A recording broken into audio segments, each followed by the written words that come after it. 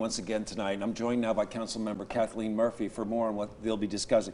You're District 24, right? The Bellevue area? I am. Westmead, Sylvan Park. Westmead, Sylvan Park. So you're pretty close to the Brookmead Park area, and the discussion is close to home. It is. In a way. It is. So what we're talking about here is $1.9 million to buy not heavy equipment, but bobcats. Right. And cameras. And cameras. And homeless advocates say, boy, sure sounds like you're getting ready to clear things out to us and then keep an eye on it to make sure we're gone for good. Right, right. It doesn't come off sounding well. Right. This is definitely equipment that is needed and can be used for other projects in the Parks Department. Moving mulch around it's just the way it's been packaged is not the best way for us to discuss this issue that is facing all of Nashville, but it definitely is affecting us here in West Nashville and in the Brookmead Park, and then it's also, we've seen it just grow into along Richland Creek in my district and along the interstate.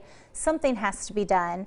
If this equipment is needed for parks, then let's examine it through that lens rather than making it about homelessness. Yeah. Now, if it is to help support our homeless neighbors, then let's talk about it that way. Somehow it's gotten mixed together and just it's not the right way to handle it. We get these little snapshots of how the city deals with the homeless population.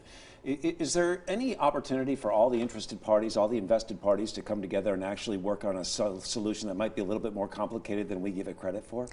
It is very complicated. There are so many facets to homelessness, from how people become homeless, why people may choose to remain homeless or seek help or what type of help they need.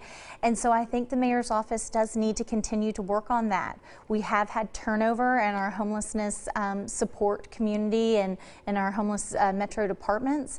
And so I think it's time that we step up and look at this problem as a whole. We talk about affordable housing a lot. We also need to talk about homelessness and how do they interact together. Okay.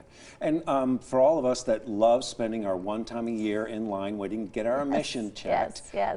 That's going to be up for discussion tonight as well. It is. It is. We've heard from a lot of frustrated neighbors who are tired of waiting in lines because the admission centers are understaffed and are fewer and far between now, the locations you can get your car tested. And the statistics we've seen are that only 8% of our cars fail, which is encouraging, but I want to make sure that we are testing the cars that need to be tested to make sure that we don't get in a position where we have to test everyone again. Sure. So I hope that the council can discuss that tonight. There had been talk of deferral.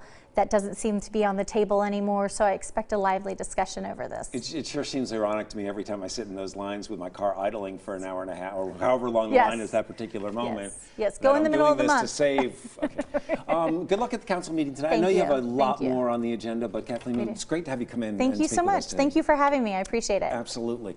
We'll be following tonight's council meeting as we always do, and we'll have a full report tomorrow. Tune in, check out WKRN.com for the very latest on what does come from that meeting.